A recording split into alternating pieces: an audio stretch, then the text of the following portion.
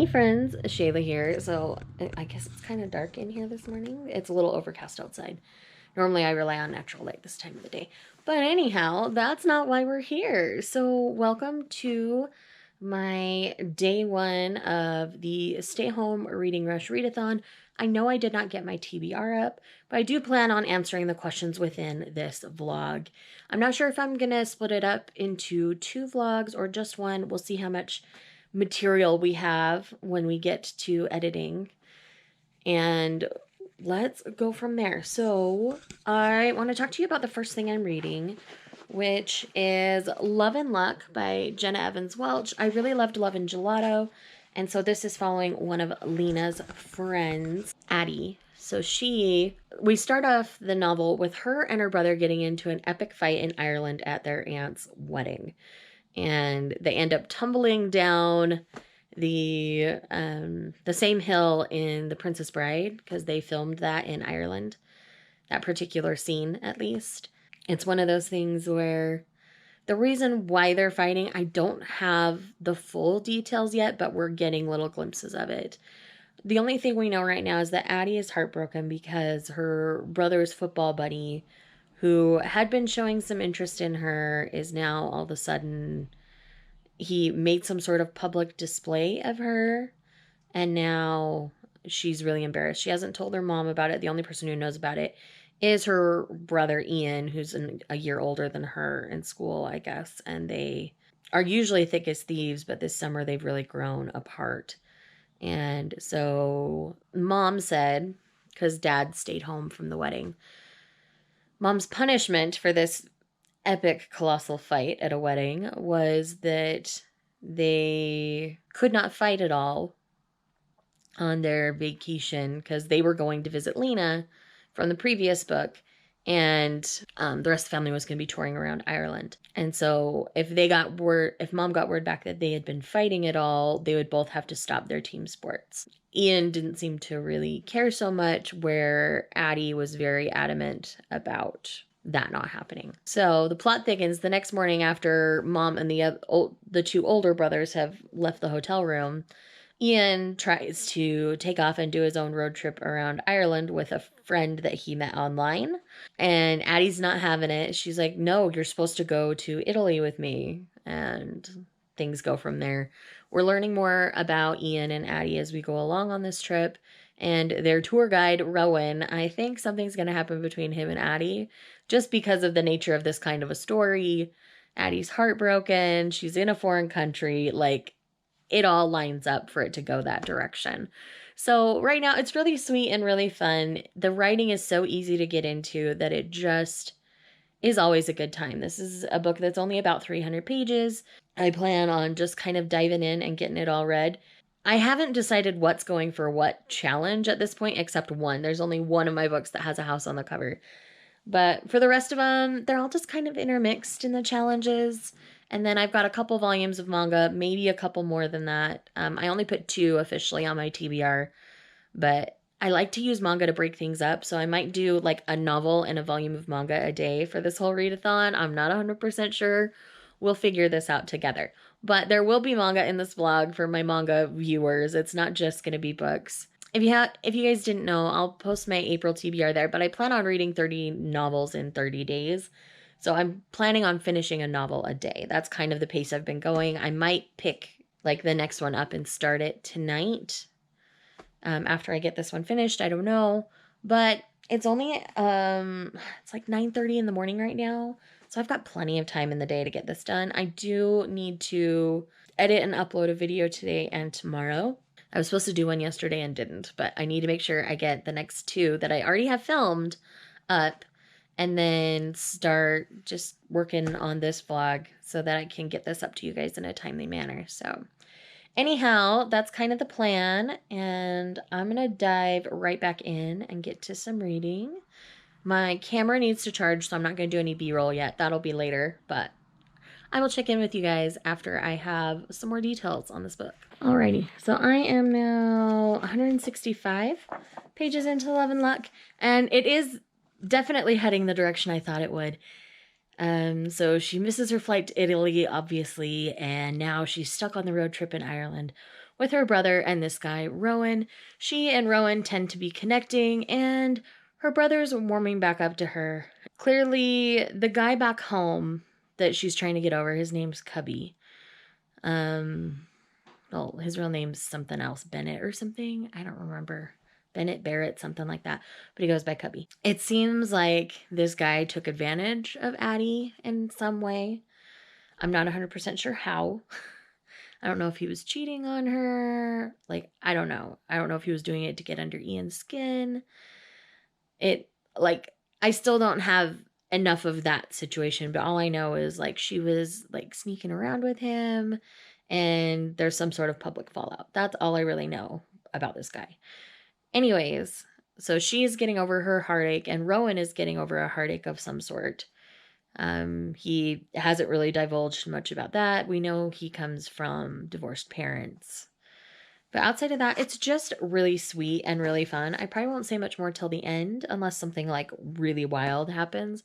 But they're headed basically to this music festival because of the brother's interests. Like, the plot with the brother, like, trying to come out from the shadow of his very athletic brothers is really interesting. I'm really enjoying that part of the plot, as well as, the very typical getting over heartache in another country romance. Like, both pieces are playing very well together, and I'm really enjoying that. So what I'm going to do right now is I'm going to take a little bit of a break from the book, and I'm going to go and edit and upload today's video, and then I'll come back and finish up. So I probably won't have much to say till this afternoon. And right now it's 10:30, so it's been about an hour. And I read about 65 pages in that time. So anyhow, I'm going to go do some stuff, and then I'm going to read, and then we'll chat.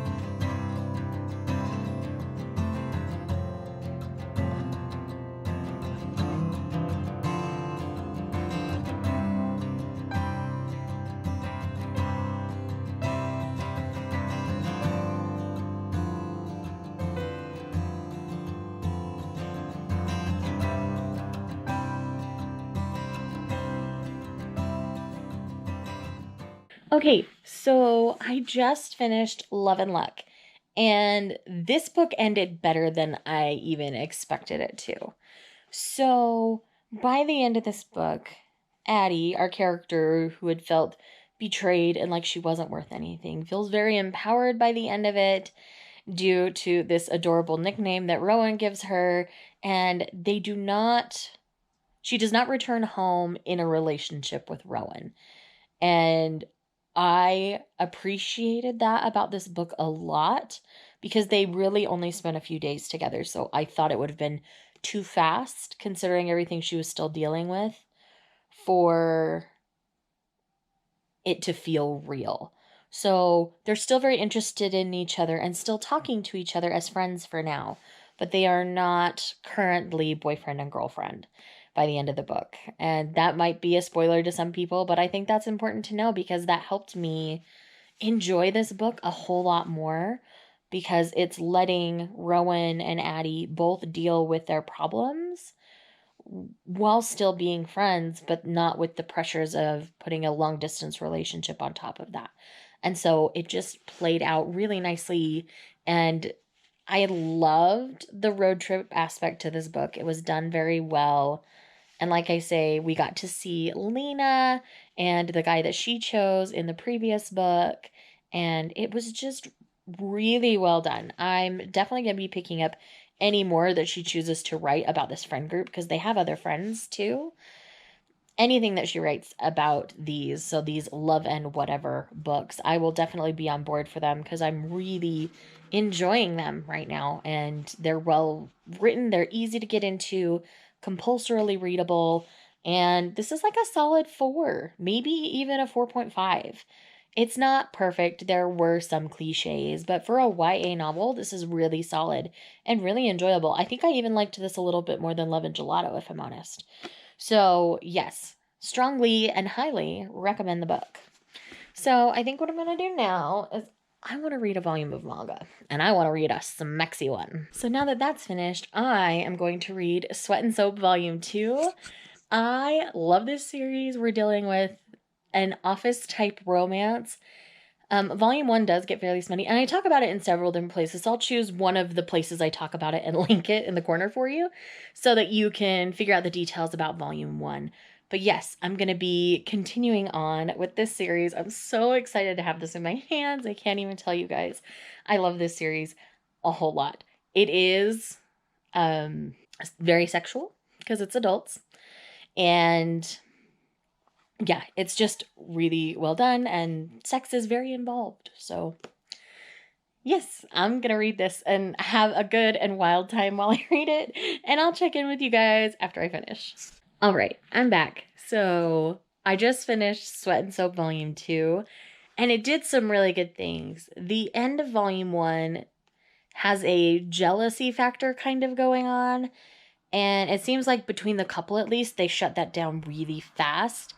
And I very much appreciated that. We're dealing with adults here, and the jealousy felt a little more shoujo, a little less josei. So I'm really glad that got shut down really quick.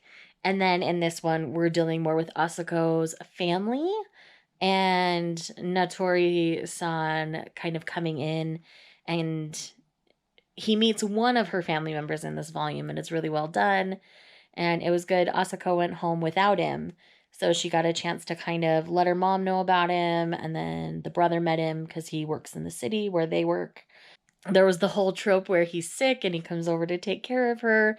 That had its own weird Sweat and Soap kind of spin on it. And I just continue to love this series so much. It makes me happy to see how this is all playing out and coming through, because this is a real relationship. Like, you see that not everything's hunky-dory and that they both have their insecurities and they're figuring it out together. And it's just nice to see grown-up adult relationships in manga that don't necessarily involve cheating. And it just made me really happy to read this today. Like, it really just did. So from here, the next book at the top of my stack here is The Worst Best Man. This is one that I know that I've wanted to get to for a while, so I will probably start this here in a little bit. I think I'm going to take a bit of a break, play some Animal Crossing, just have some Shayla time, and then to dive into this a little later this evening. But yeah, I mean, we're on day 1. It's 2:30, and I already have a novel and a volume of manga read. So, yeah, so far so good. Next up, The Worst Best Man. But before that, Animal Crossing. Also, just loads of different vlogs and stuff I have planned, and I wasn't going to do the reading rush because I was like, you know what, it's going to interfere with that reading, but I think I'm just going to put off on those videos and just do the reading rush because honestly, it's just so fun. The live show, so I'll link it down below. I'm also having a live show tomorrow on my channel which is Friday night at 9 p.m. EST with Lisa Lacey, and Riley's joining us from Riley Marie. I'm super excited. We're just gonna chat like romance for 2 hours, so please come join. I'm very excited. So Lisa and Lacey and I did a live show 2 weeks ago, and it was super. Good morning, friends. So I've just been watching a few of the Reading Rush vlogs this morning, but I didn't check in with you again last night because, you know, today's day 2. And I did read the first 50 pages of The Worst Best Man, and the whole concept is kind of fun. So basically, these 2 brothers, we have Max and Andrew. Andrew was engaged to Lena, and the night before the wedding, the brothers go on like this pub crawl, and somehow, Max doesn't remember how, but somehow Max doesn't remember basically talking Andrew out of marrying Lena. And so Andrew just leaves a text for Max, and Max has to go tell Lena. And so Max breaks the news to Lena, and he does kind of put his foot in his mouth, and he says, I said something during our pub crawl. I'm so sorry. I accidentally talked him out of this. And Lena finds out later after another conversation with Andrew that he just wanted more everything. You know, Lena was content with everything how they were, and Andrew had never expressed that he wanted more, but apparently he did. Anyways, fast forward 2 years. She has a chance at a new job planning weddings specifically for a hotel, and she ends up partnered with the two brothers from the marketing company, and the person trying to hire her decides to do this kind of Hell's Kitchen style. So they'll get one marketing brother and one wedding planner on each team. And because of the nature of the relationship with Andrew, Lena chooses Max. One thing I didn't know about this when I picked it up is that Lena, or Carolina, is Brazilian. And that makes my heart very happy. I have a sister-in-law who's Brazilian, and, you know, my brother and his family speak Portuguese at home. And so there's little bits of Portuguese in here, and I love that I understand it. There are a lot of people out there who wouldn't, so I love this so very much. I think I will probably have stronger feelings about this book than most people because of that representation, if I'm honest. But I'm really excited to see how the representation goes. And yes, so far so good. I like Max as a character so far, even when he had to be the one to go and break the news to Lena. Like, he really tried to deliver it as gently as he could and just do everything possible. And apparently he's kind of been floating Andrew at work. Most of the core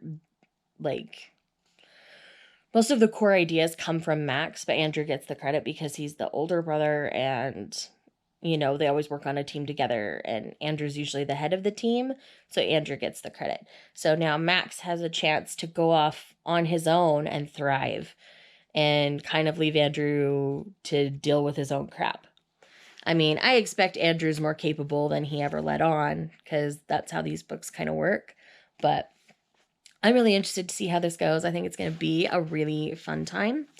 And yes, so I'm going to read. I'm going to watch. I'm in the middle of Jess's reading vlog from yesterday. So I'm going to finish watching that, and then I'm going to dive into the book and get going for the day. I'm still like in my PJs, in my husband's oversized shirt, just because I don't have to go anywhere today. So I'll get ready eventually. I did pull up my hair at least, so I don't look like a total monster for you guys. But yes, anyhow, time to get things done. All right, so time for an update. I'm about 100 pages into The Worst Best Man now, and I genuinely appreciate this book for what it is, because the amount of Brazilian culture that's been infused into this book just blows my mind. So I'm guessing Mia Soso has like direct contact with Brazilian culture. I'll have to do a little more research on that. But I am genuinely impressed with the amount of genuine Brazilian culture that's been infused into the novel.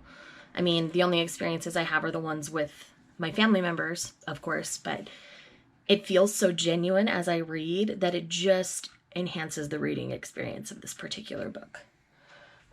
It's about 10:30 in the morning right now. I need to edit together my video that I want to get up today and get that uploaded and all of those kinds of things. So I'm going to work on that for a little bit, and then we will get back to The Worst Best Man. Like I say, I'm genuinely enjoying it so far. I don't know that everybody else is going to enjoy this as much as I am, just because of the cultural stuff. But yeah, if you ever want to have a glimpse at Brazilian culture, like, this is a great book to do that with.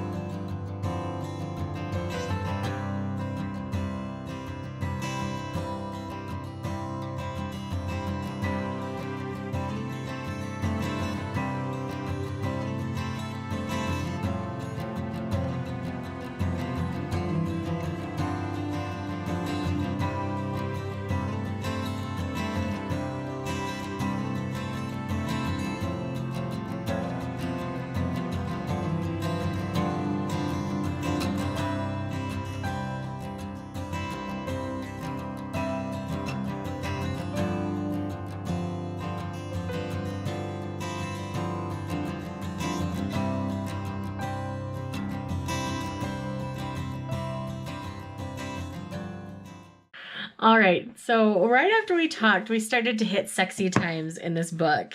And I just came across like one of the best lines I've read in literature in a long while.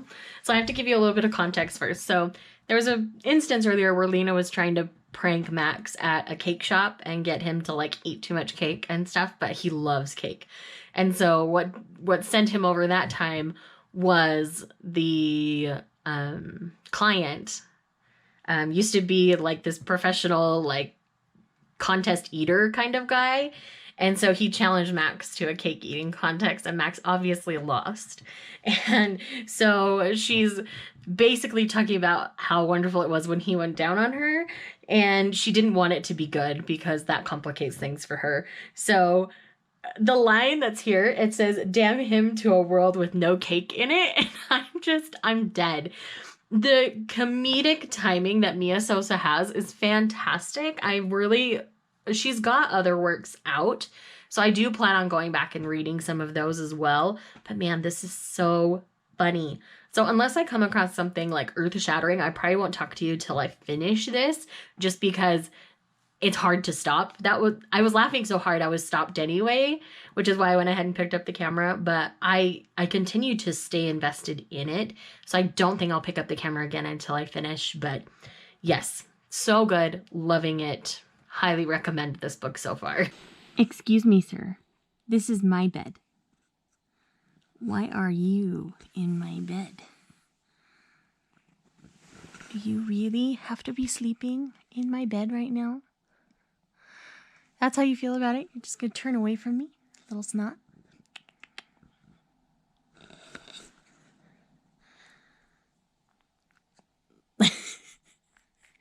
I love you. Hey friends, so I'm back and I have now finished The Worst Best Man by Mia Sosa. This book made my heart very happy, and I did not know how happy my heart would be in reading this. It's a solid 4.5 stars. It does do some kind of stupid for the plot things right at the end, but I kind of expect that out of romance novels anymore. It's very rare to find one that doesn't do that. But the way that Max and Lena's friendship, they go from enemies to friends to lovers, and I love that trope. It's a thing. I recently experienced that with Racked and Stacked by Lorelei James. It was a cowboy romance that I read earlier this month. Loved that. This kind of did a similar thing with a Brazilian twist to it, and I seriously loved it so very much. And I can honestly recommend this, and I don't even hesitate to do so. It's enjoyable. The sex scenes are steamy and lovely to read. I will definitely be reading more Mia Sosa in the future. I would love to see her do more with other characters in this group, either with Andrew, because of what happens to him by the end of the novel. I would love to see something for him. I would love to see stuff with Lena's family, because there are other cousins and siblings and stuff that aren't married that I would love to see their stories. So I hope she hangs around with these characters for a little while, does some companion novels, because I just want to see more. I just want to see more. And it's fantastic. And it did, like, the reason why they separate towards the end, like, makes sense. But at the same time, it was like, really? But I think that's a personal thing. Still, 4.5 stars. I still really enjoyed it. Still one of my favorite romances I've read this year. So I'm not, like, poo-pooing all over this. It is seriously good, and I want you guys to read it.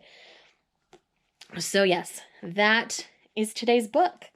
So the next book, I think I'm going to do Natalie Tan's Book of Luck and Fortune, because that's the one that has the house on it. So that's, the other ones can all kind of be covered by other things, but I think that's the next one that I want to read, because that's the only one I have with a house on the cover.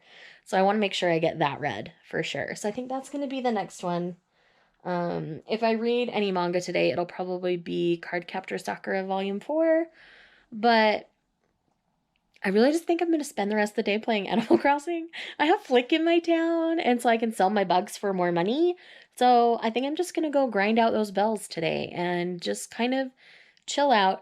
Like I said, my brain's like having a hard time focusing on words. There was so much momentum towards the end of this book that I was doing okay, but focusing on words is hard for my brain right now. So this might be the final clip. I might throw another one in later. I'm not 100% sure, but yes. So far, the first 2 days of the Stay Home Reading Rush have been doing very well for me. And I've got 2 books that I was excited to read, and it was great. All right, guys, so this is going to be the final clip for this portion of the vlog. It's going to be in 2 parts. So we've got day 1 and 2, and then day 3 and 4. So what I've got a little unboxing here for you. I got a publisher package, so I thought I'd unbox it with you guys. And then I'll do a brief wrap up of the things that I read in this vlog. And then days 3 and 4 will come at you in another vlog. So first off, I got this earlier in the week, but I haven't had a chance to really tell you guys about it. But I received a mass market paperback copy of The Royal We by Heather Cox and Jessica Morgan. I believe this is a Will and Kate inspired kind of story. We've got Rebecca Porter and Prince Nicholas, it sounds like. So I think it's going to be really fun. This is pretty chunky for a mass market. And it looks like there's going to be a sequel. It's about 600 pages. So I'm not going to be doing that during this vlog, but I will be getting to this pretty soon because it was so kind of them to send me a copy, and I'm really interested in this particular one. So I'm really excited to be reading it. But this is a package from Hachette, however you say their name. Where did my scissors go? They were right here. They're there. And this is usually my Forever Romance titles, but that's also where I got the Royal We from, even though that's Grand Central, which is another branch of the same big publishing company of Hachette, or however they say it. I've heard it said both ways, so I guess whatever's acceptable to you. But because of address, I'm going to leave the box down here. But it looks like there are 2 titles in this box. This is just the receipt of what they are. So the first one is A Duke by Any Other Name by Grace Burrows. I really like this particular Duke series by Grace Burrows. They're all very witty, have very strong female characters. Let's see, this one has Nathaniel and Lady Althea Wentworth. Or Althea Wentworth. And I believe this is Althea is a character that we already know. Maybe Nathaniel too. I can't quite remember. But anyways, I'm really excited to dive back into this series in the next book. And yes, this is a historical romance, obviously, and they usually tend to be really fun, so I'm really excited. And then the other one in this box I'm really excited is My Kind of Cowboy by R.C. Ryan. I recently did a cowboy romance recommendations, and I did recommend this series, so I will leave that linked for you. I really enjoyed the first one, and it looks like we also have Cowboy Rebel by Carolyn Brown in here. So it's basically 2 books in one, and it's actually really floppy for a mass market, so that makes me really happy. And I already have a copy of Cowboy Rebel, so it's really fun to have a duplicate. So yes, I'm very excited about this. I have a NetGalley arc of this as well, so I'm really just excited that I can read it in both formats and be able to knock it out pretty quickly. This might sneak into the TBR if I have enough time. But let's go ahead and wrap up what I've read. So the first thing that I read in this vlog is Love and Luck by Jenna Evans Welch. I ended up giving this like a 4.5 stars. This was a really fun road trip centered romance. Well, it's not even really a romance. It's more of a coming of age contemporary in which we're following Addie, and things are kind of falling apart at home for Addie. She ends up in Ireland at her aunt's wedding and gets into this massive fight with her brother, causes kind of a public spectacle.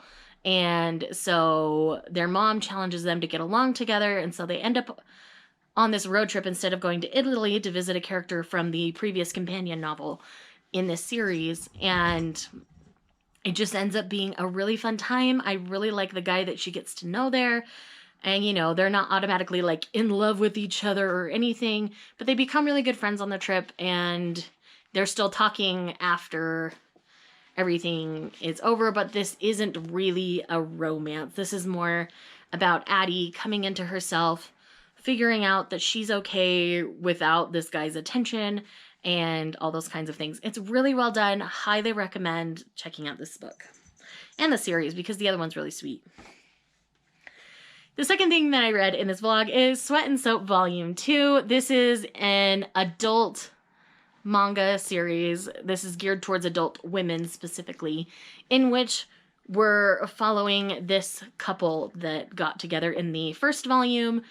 As I mentioned previously, if you want more details on this series, I talk about it all the time on my channel, so I will leave something linked for you up there.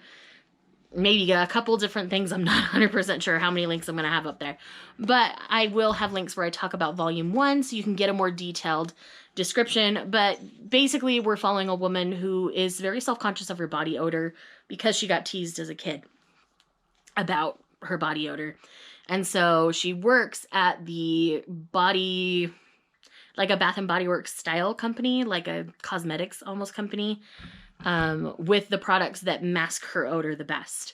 And one day she's really happy looking at a certain display, and a guy from the scent department or the product development department comes by and he smells her. She gets self-conscious about it, but he's like, no, you smell really good. Can I come and smell you every day? And so they build a friendship, blossoms into a relationship. And so basically the majority of this series is dealing with them within a relationship. It's really well done. It is smutty. This one's not as smutty as I was hoping. The previous volume was much smuttier in my opinion, but I really love the direction of the series and will definitely be continuing on. And then last but not least in this vlog, I read The Worst Best Man. I ended up giving this 4.5 stars. I believe it is own voices for the Portuguese and Puerto Rican representation in our main character, in which we're having a wedding planner who was left at the altar thanks to the boneheaded best man who basically talked the groom out of marrying her. Fast forward 2 years later, they are forced to work together for her to potentially land a big job in which she would have very steady income, she would have steady work, and it would just be great. She could actually hire a family member as her assistant and things like that. And it's just really well done, really well handled. I really like how the enemies to friends to lovers relationship develops. And there's like bed sharing and all those kinds of things that happen within the story. So it's good. I really thoroughly enjoyed it and really thoroughly and highly recommend it. So that is how days 1 and 2 have gone. It's about somewhere between 5 and 5:30 right now. I'm just going to take the rest of the evening off and pretty much just play Animal Crossing. I might start my next read a little bit, but I'm also going to work on this vlog so you guys can have that in a timely manner. So thank you guys for watching. I hope you guys are enjoying these vlogs, and I will see you guys in the next one. Bye.